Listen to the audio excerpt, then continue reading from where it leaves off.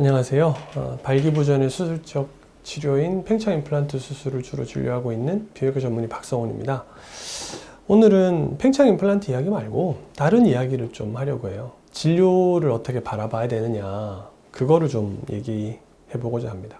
저는 개인병원 의사거든요. 처음에 스스로 많이 고민했던 게 병원 운영을 어떻게 해야 되냐, 진료를 보는 목적이 뭐야 되느냐, 그거에 대해서 고민을 되게 많이 했었어요. 이제 한 10년 정도 지나고 나니까 의사란 직업은, 특히 저처럼 수술하는 직업을 보니까 그거에 대해서 크게 고민 안 해도 되더라고요. 왜 크게 고민 안 해도 되느냐? 환자의 이익을 최우선하면 돼요.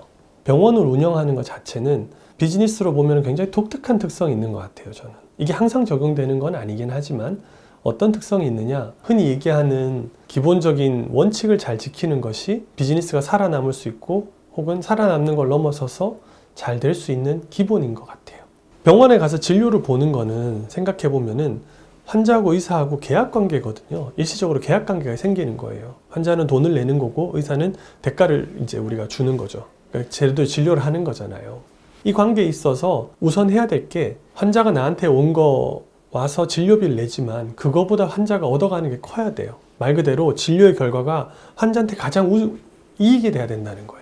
그렇기 때문에 필요 없는 검사하지 않고 필요한 치료를 이야기하고 해야 될 거 하고, 아이러니하게도 그런 걸 제대로 지키는 게 병원이 흔히 얘기하는 장사가 잘 될 수 있는 이유구나. 저는 처음에 그렇게 생각하지 않았어요. 이게 무슨 순진한 생각인가? 저 역시도 그렇게 생각했거든요. 근데 아니더라고요. 이거는 제가 어디서 가서 배웠느냐, 미국에서 진료하는 걸 많이 보러 다녔잖아요. 제가 거기서 제일 많이 배웠어요. 진료 보는 걸 옆에서 같이 들여다보잖아요. 그럼 환자한테 절대 필요 없는 수술을 얘기하지 않습니다. 팽창 임플란트 수술 같은 경우에 가장 많이 하는 사람들 제가 보고 다녔거든요. 그분들한테 배웠던 첫 번째 원칙이 환자한테 절대 수술을 팔지 말라였어요. 환자한테 수술을 팔지 말라는 격언이 저는 가장 와닿았어요. 근데 그럼에도 불구하고 그분들이 수술을 제일 많이 하시더라고요. 그러니까 환자가 내 마음을 알아줄까, 내 진심을 알아줄까, 그 고민할 필요가 없는 거예요. 그냥 진심을 다해서 진료하면 되더라고요. 그러면 언젠가 시간이 지나면 점점점 알게 되더라고요.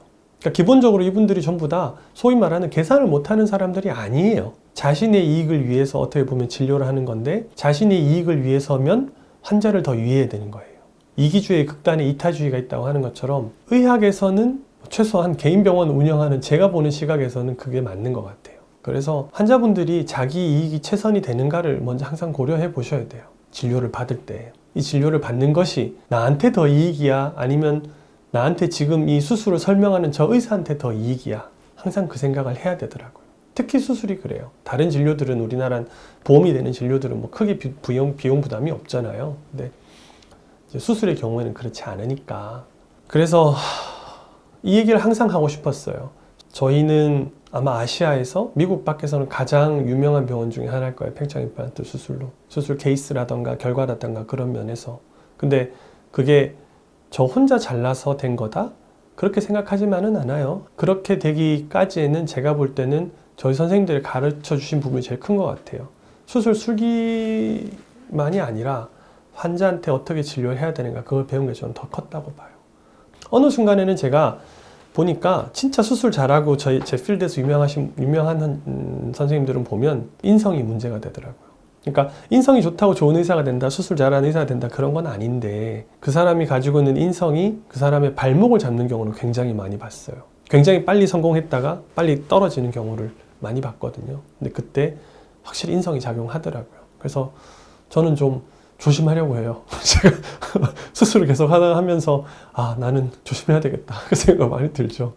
뭐 여튼 제가 그런 면에서 뭐 아주 떳떳하게 누구한테 얘기할 수 있는 사람은 아니겠지만, 그러더라도 하나 확실한 거는 절대 수술을 팔면 안 된다. 그리고 내 이익보다 환자의 이익이 더 많을 때만 수술에 대해서 설명하고, 그리고 환자에게 수술을 이제 이야기할 수 있다. 근데 역으로 환자분 입장이 돼서 생각해 보면은 그 두 가지 경우만 명확해진다면 수술에 대한 것들을 판단을 잘 해나가실 수 있지 않을까? 그래서 제가 이 얘기를 드리는 거예요. 항상 고민해 보세요. 병원이 그렇거든요. 특히나 수술은 환자분의 인생에 큰, 어떻게 보면은 인생의 코스에 큰 변화를 줄 수도 있는 일이에요. 모든 수술이 그렇다고 얘기하기는 어렵지만 많은 경우의 수술들이 그래요. 그러니까 신중을 기하시길 바란다는 의미에서 오늘 이렇게 말씀드렸습니다.